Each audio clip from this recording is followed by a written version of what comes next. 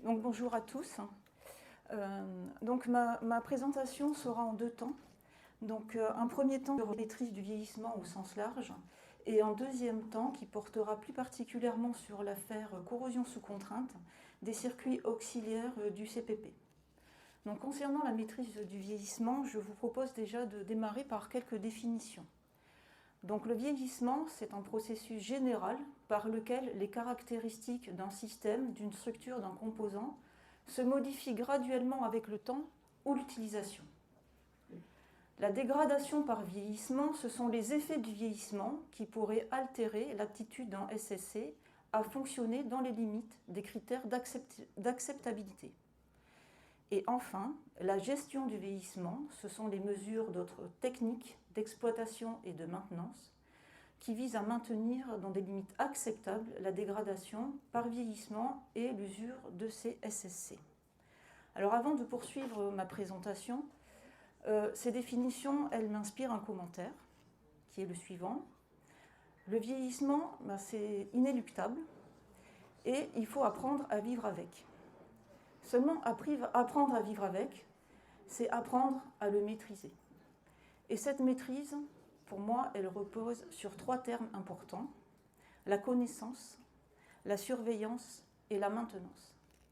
La connaissance, tout d'abord, qui porte sur les mécanismes de dégradation, c'est-à-dire à quoi j'ai affaire, quel mécanisme va être mis en place et comment il va évoluer dans le temps.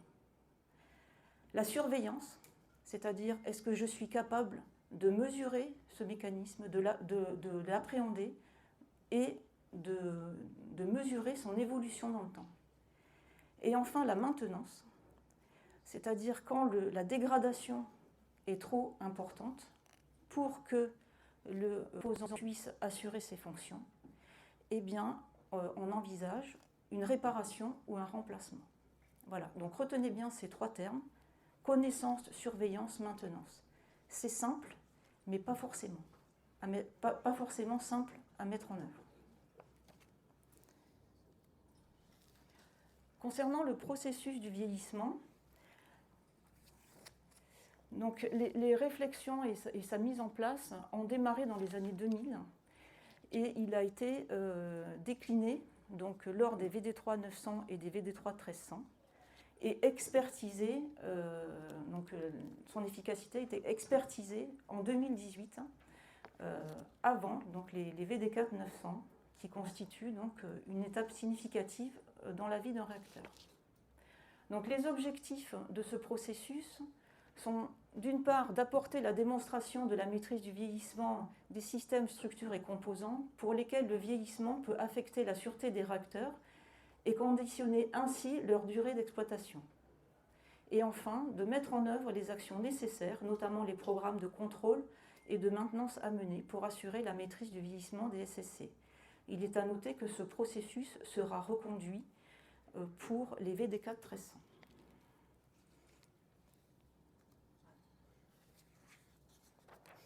Ah, pardon. Alors, ici, un transparent un petit peu dense pour essayer de vous expliquer comment l'analyse se mène un petit peu dans le détail pour cette maîtrise du vieillissement.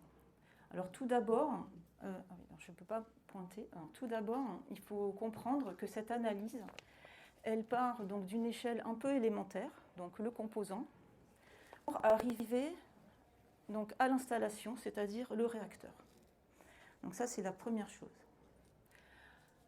Alors, comment se mène cette analyse? Donc déjà, au niveau des composants, on s'interroge sur les mécanismes qui leur sont associés, c'est-à-dire mon composant, est-ce qu'il est sensible à de la corrosion? Est-ce qu'il est sensible à du vieillissement thermique, à de l'irradiation? Enfin, tout un tas de mécanismes qui peuvent engendrer le vieillissement d'un composant. Et pour chaque couple mécanisme-composant, une analyse est menée et elle est portée par ce qu'on appelle la fiche d'analyse du vieillissement. Et là, si vous avez suivi, quelle question se pose cette fiche? Quel diagnostic elle établit? Eh bien, elle se pose les questions de la connaissance, de la surveillance et de la maintenance. Et donc, cette fiche permet d'établir un diagnostic vis-à-vis de tous ces points. Et donc, je vous fais grâce donc, de la grille d'analyse, mais à la fin de l'analyse, elle permet d'établir un statut. Et ce statut peut prendre 3 valeurs, la valeur 0, la valeur 1 ou la valeur 2.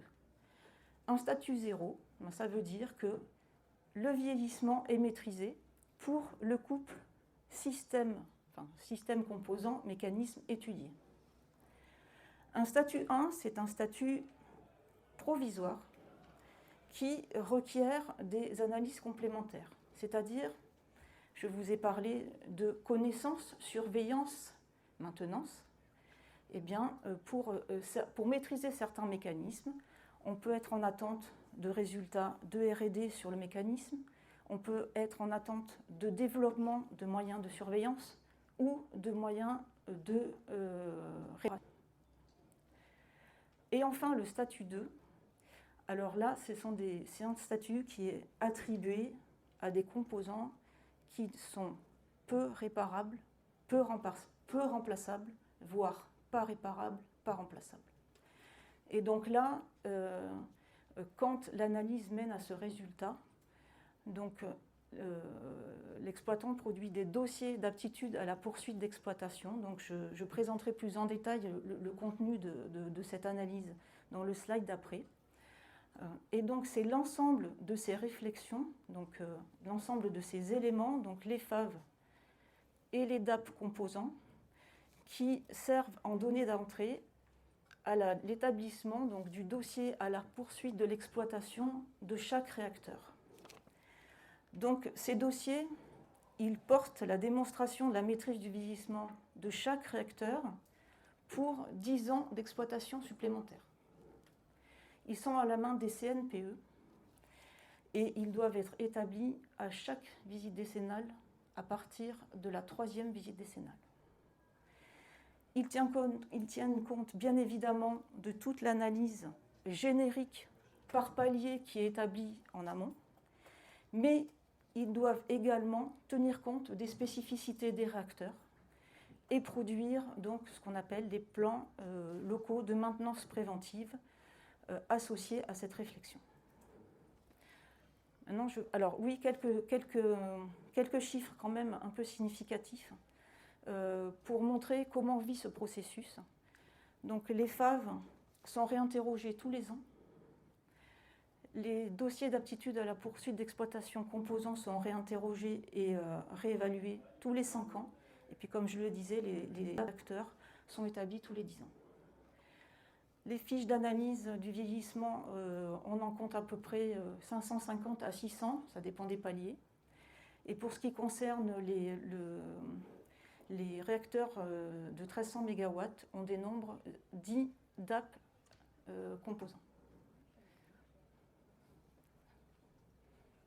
Oui.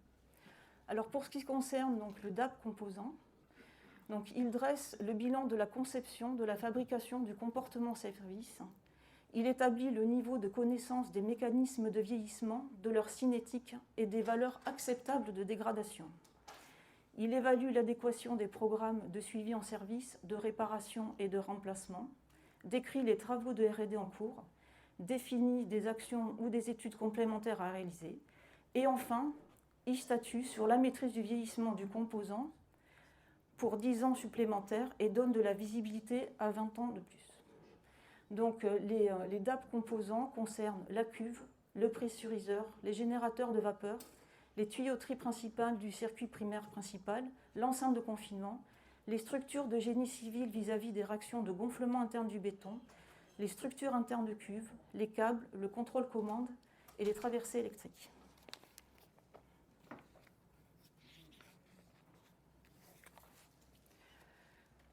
Alors pour rappel, ce processus il a été interrogé lors des VD4 900 et les principales conclusions sont qu'il est mature, qu'il est adapté à un parc électronucléaire standardisé qui répond aux standards internationaux et que les bases de connaissances des mécanismes qu'il contient sont à l'état de l'art. Toutefois, l'intégration du REX et l'appropriation par les sites restent à poursuivre et sont parfois assez inégaux d'un site à l'autre. Donc vous avez bien noté que ce processus a un fort lien avec la maintenance. Il a également un lien avec le traitement du risque de l'obsolescence, mais je ne rentrerai pas plus dans le détail.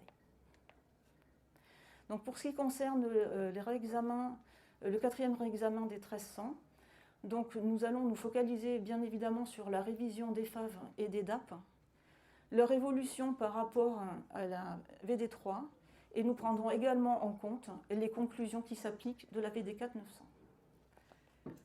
Je vais maintenant passer à la corrosion sous contrainte des circuits auxiliaires du CPP. Alors on va retrouver les 3 points, hein, je suis désolée. Connaissance, surveillance, maintenance.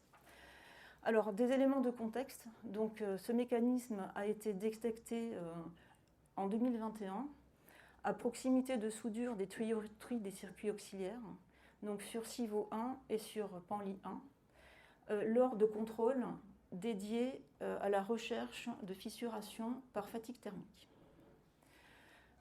Donc, on ne s'attendait pas à trouver de la corrosion sous contrainte. Mais ce mécanisme a été confirmé par des expertises métallographiques. Je vous en présenterai une illustration par la suite. Donc le mécanisme, la CSC, c'est quoi? Donc c'est de la fissuration sous le fait d'interactions complexes. Donc complexe parce qu'en fait, il faut que 3 conditions soient réunies pour que cette fissuration apparaisse. Tout d'abord, il faut un matériau sensible, de par sa chimie, sa microstructure. Il faut un environnement, donc un environnement corrosif, hein, donc un environnement, un pH, une chimie particulière. Et puis il faut également des sollicitations mécaniques, hein, comme par exemple des contraintes résiduelles issues de la fabrication, ou des contraintes de fonctionnement telles que pression, température. Alors les composants qui sont concernés, donc c'est le circuit d'injection de sécurité et le circuit de refroidissement du réacteur à l'arrêt. Donc vous avez ici un schéma très simplifié, hein, du positionnement donc, de ces circuits au sein du réacteur. Et sur la droite, donc, vous pouvez voir donc, une portion de tuyauterie, donc ici c'est un coude, qui a été découpé et qui a fait l'objet d'une expertise, et donc qui révèle donc, une fissure. Donc là, on voit l'épaisseur de tuyauterie en coupe, hein, avec la soudure, et donc la localisation de la fissure. Et là, un grossissement qui révèle donc une fissure intergranulaire typique de la corrosion sous contrainte. Alors, concernant la surveillance, donc EDF s'est engagé à réaliser un état des lieux du risque de fissuration par CSC des lignes RIS et RRA pour l'ensemble de ces 56 réacteurs en exploitation à l'échéance de fin 2025. Et ce programme a été accepté par l'ASN. Concernant la maintenance, eh bien, EDF a établi une hauteur de défaut critique, au-delà de laquelle eh bien, le composant ne peut pas être maintenu en l'état et doit être remplacé. Je vous remercie pour votre attention.